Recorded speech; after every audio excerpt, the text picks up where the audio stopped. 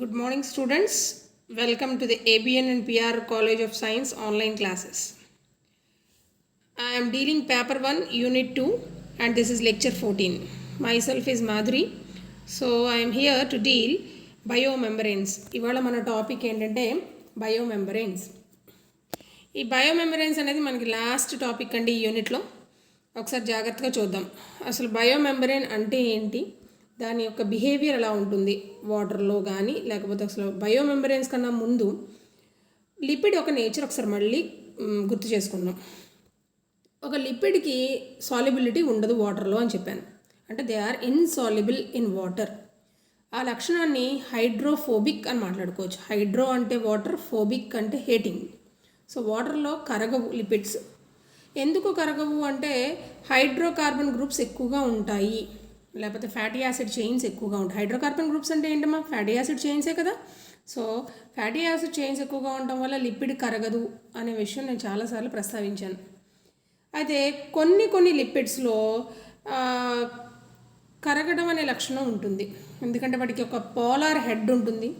So దానివల్ల polarity towards aqueous medium ఎక్కడైతే ఉంటుందో అక్కడ కరిగినట్టుగా అనిపిస్తూ ఉంటుంది. They assume that they are miscible in water అనమాట. అలాంటి లక్షణాన్ని హైడ్రోఫిలిక్ అని అంటారు. ఆ హైడ్రోఫిలిక్ గ్రూప్స్ ఉండడం వల్ల ఆ లిపిడ్ కరిగినట్టుగా అనిపిస్తూ ఉంటుంది, కొంతపాటు కరుగుతున్నట్టుగా అనిపిస్తూ ఉంటుంది. సో ఎందుకు అంటే హైడ్రోఫిలిక్ గ్రూప్స్ ఉండడం వల్ల. సో అంటే ఒక లిపిడ్ కరగదు అని అన్నాను, కరుగుతుంది కొంతవరకు అని అంటున్నాను. అంటే రెండు లక్షణాలు ఒక మ్యాక్రోమాలిక్యూల్లోనే ఉన్నాయి. అంటే ఒక లిపిడ్ కరుగుతుంది, కరగదు, హైడ్రోఫోబిక్, హైడ్రోఫిలిక్. ఇలాంటి రెండు లక్షణాలు ఒక లిపిడ్లోనే ఉంటే అలాంటి ఫినామినన్ని యాంఫీప్యాథిక్ అని అంటారు. సో మాలిక్యూల్స్ ఏవైనా సరే, మ్యాక్రోమాలిక్యూల్స్ ఏవైనా సరే which contain both hydrophobic and hydrophilic groups are known as amphipathic. ఓకేనండి. యాంఫీ అని వచ్చిందంటే ఎప్పుడు బోత్ అని అర్థం. యాంఫీబియన్ మీరు వినే ఉంటారు కదా చిన్నప్పటి నుంచి, frog that lives on the land and in the water. అలాగే ఇది వాటర్లో కరుగుతుంది, కరక్కపోవచ్చు. అలాంటి లక్షణాన్ని యాంఫీప్యాథిక్ అని అంటారు. సో మనం ఈ లక్షణం బేస్ చేసుకుని మైసిలిస్ ఫార్మేషన్ చెప్పాలి మీకు. అంటే ఇప్పుడు ఒక చిన్న ఫ్యాట్ కానీ లేకపోతే ఆయిల్ కానీ మీరు ఒక బకెట్ ఆఫ్ వాటర్లో వేసారు అనుకుందాం. సో కరుగుతున్నట్టుగా అనిపిస్తుంది, అంటే just not bucket of water. So think that it you have took a big drop of oil and you are putting it into the beaker. మనం బీకర్ అని మాట్లాడుకుందాం ఇక్కడ. సో బీకర్లో వేసారు అనుకుందాం. వేస్తే మనకి కరగదు, పైన తేలుతున్నట్టుగా ఉంటుంది, ఫ్లోట్ అవుతున్నట్టు ఉంటుంది. సో అక్కడ ఏమవుతూ ఉంటుంది అంటే ఫ్లోట్ అవుతూ ఉన్నట్టు ఉంటుంది. మనం ఏమనుకుంటామంటే that lipid is insoluble in water అనుకుంటాం. But some portion of the lipid is soluble in water because of its hydrophilic groups అని అంటున్నాను ఇప్పుడు నేను. సో అప్పుడు మనకి పైకి ఫ్లోట్ అవుతున్నట్టుగా అనిపిస్తుంది, కానీ లోపల ఏం జరుగుతుందో ఒక్కసారి చూడండి. ఇట్లా ఫామ్ అవుద్ది అనమాట. మీరు ఒక్కసారి ఇక్కడ గమనించుకోండమ్మా. దీన్ని మైసిలి అంటారు. ఈ మైసిలిస్ అనే 200 నానోమీటర్ సైజ్ ఉంటాయి. యూజువల్గా వీటికి ఇట్లా హైడ్రోఫిలిక్ పార్ట్ అంతా కూడా రెడ్ కలర్ బటన్స్లా కనిపిస్తూ ఉంటాయి మీకు. అంటే మీకు ఇలాగ రెడ్ కలర్గా పైన ఉంది చూసారా, హైడ్రోఫిలిక్ హెడ్స్. ఈ కింద భాగం ఉంది చూసారా, దాన్ని హైడ్రోఫోబిక్ టెయిల్ అని అంటారు. అంటే వాటర్లో కరగదు. అయితే కరుగుతుంది, ఎక్వస్ మీడియంకి కానీ వాటర్లో కానీ కరుగుతున్నట్టుగా కనిపిస్తున్నది అంతా కూడా హైడ్రోఫిలిక్ అని అంటారు. మీకు పెరిఫెరల్ ఎండ్లో కనిపిస్తూ ఉంటుంది. అది లోపలికి కరగందంతా కూడా హైడ్రోఫోబిక్ టెయిల్స్ అన్నీ కూడా మీకు లోపలికి ఫేస్ అయినట్టు కనిపిస్తూ ఉంటాయి. సో మనకి జనరల్గా ఒక లిపిడ్ కనుక మనం ఎక్వస్ మీడియాలో వేస్తే ఫస్ట్ ఫామ్ అయ్యేది మనకు మైసిలిస్ అనమాట. మీరు చిన్నప్పటి నుంచి చదివే ఉంటారండి 10th క్లాస్లో. ఈ విషయాన్ని ఇంటర్మీడియట్లో కూడా ప్రస్తావించే ఉంటారు. So hope you are very familiar with micelle formation. మనకి ఫస్ట్ లిపిడ్ అనేది వేసిన వెంటనే ఎక్వస్ మీడియాలో మనకి ఫ్లోట్ అవుతున్నట్టు కనిపిస్తుంది, కానీ బట్ దేర్ అక్కర్స్ మైసిలి ఫార్మేషన్. మీరు కరగబెడుతున్నారు అనుకోండి, లిపిడ్ కరగాలి అనుకుని, దానికి ఖచ్చితంగా మనకి డ్రాప్లెట్స్ కింద ఫామ్ అయిపోతూ ఉంటాయి, చిన్న డ్రాప్లెట్స్ కింద. ఆ డ్రాప్లెట్స్ అన్నీ కూడా కరుగుతున్నట్టుగా అజంప్షన్స్ ఉంటాయి. They are nothing but our micelles. సరే, మనకి ఈ విషయం పక్కన పెడితే మన బయాలజికల్ సిస్టంలో ఇలాంటి సందర్భం ఎక్కడ జరుగుతుంది? బైలేయర్స్ అండి.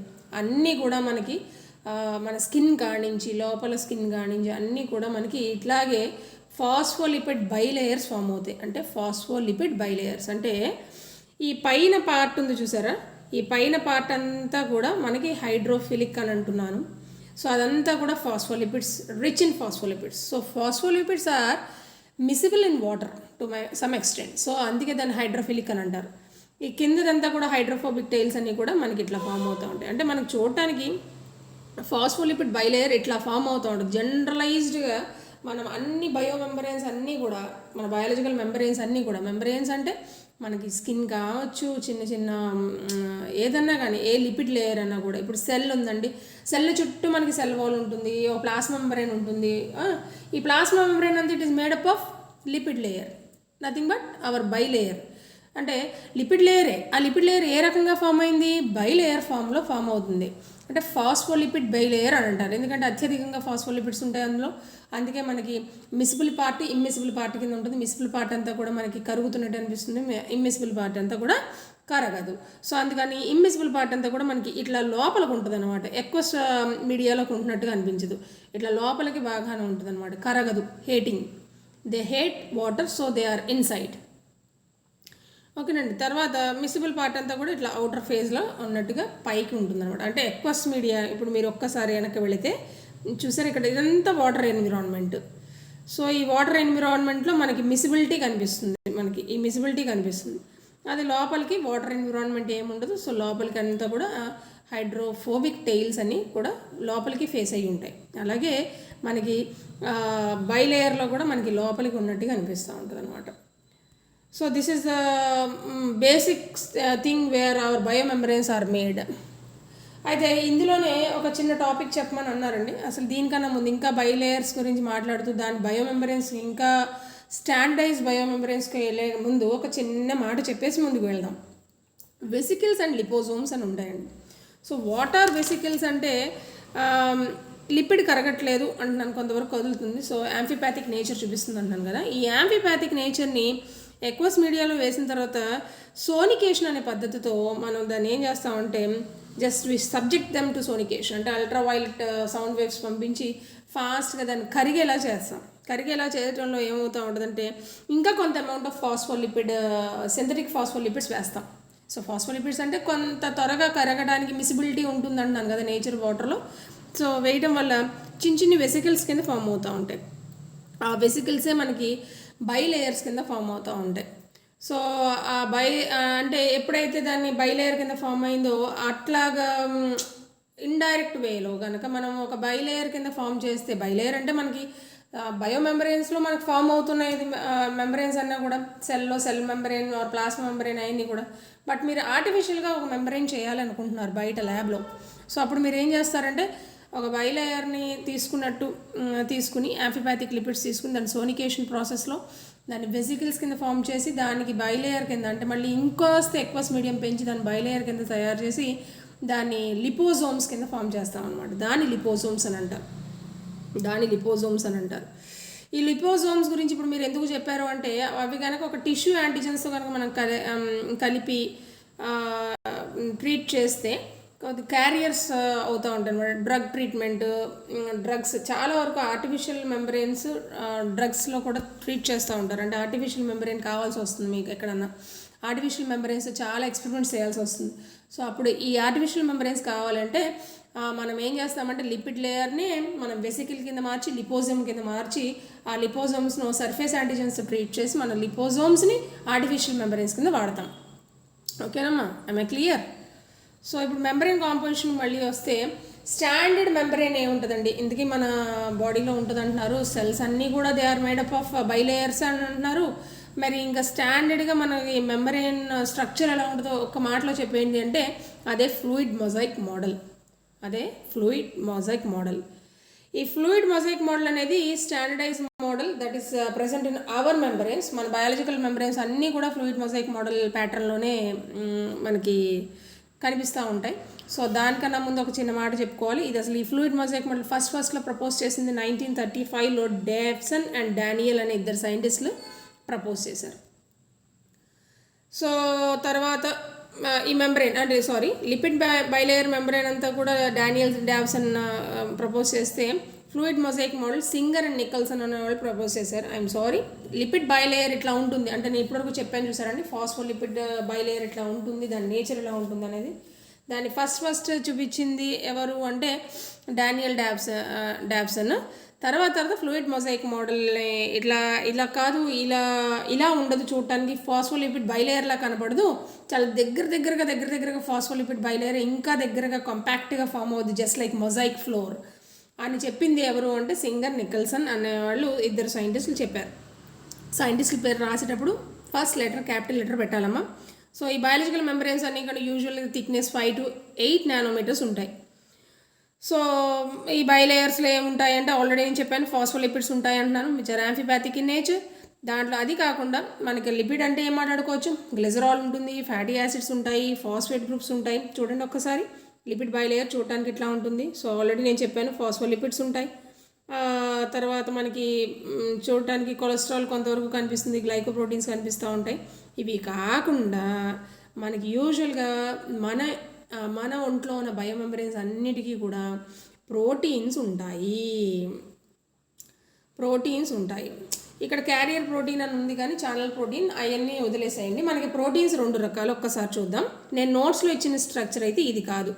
సో నోట్స్లో ఇచ్చిన స్ట్రక్చర్ ఇట్లా ఉంది. మనం ఫ్లూయిడ్ మొజైక్ మోడల్ స్ట్రక్చర్ వేయండి అని అడిగితే కనుక ఎస్ఏ క్వశ్చన్కి ఈ స్ట్రక్చరే వేయాలి. So you see the fluid mosaic model is like phospholipid bilayer అంతా కూడా మీకు మొజైక్ ఫ్లోరింగ్లా ఉన్నట్టుగా అనిపిస్తూ ఉంటుంది. సో ఇక్కడ చూసుకుంటే దాంట్లో ఇంకా ఏమేమి ఉంటాయంటే ఫాస్ఫోలిపిడ్స్ ఉంటాయి, గ్లిజరాల్ ఉంటాయి, ఫ్యాటీ యాసిడ్స్ ఉంటాయి. ఆల్రెడీ చెప్పేసాను ఆ విషయాలు, చాలాసార్లు చెప్పాను.